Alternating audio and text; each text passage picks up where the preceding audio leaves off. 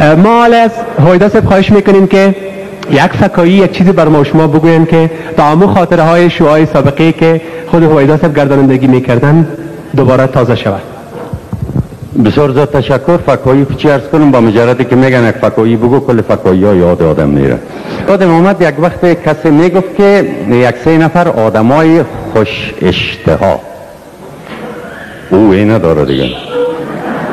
یگان آدم خوش اشتها میباشه.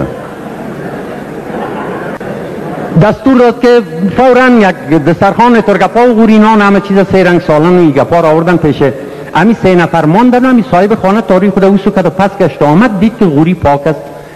گفت که دوستای بسیار زیاد محترم بسیار میبخشین نان خوردین؟ گفتن بله سید. گفتن سیر کردین؟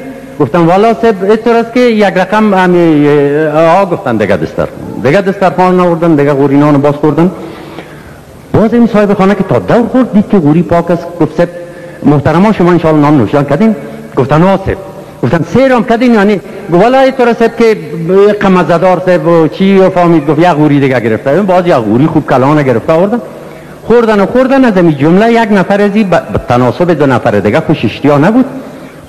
خورد و سریزوف آمد با حالت کوما رفت و چپه شد افتاد. صاحب خانه دمی اصلا متوجه شد دو خورد آمد دید غوری پاک است. گفت بیادران نان خوردین؟ گفتن بله سید.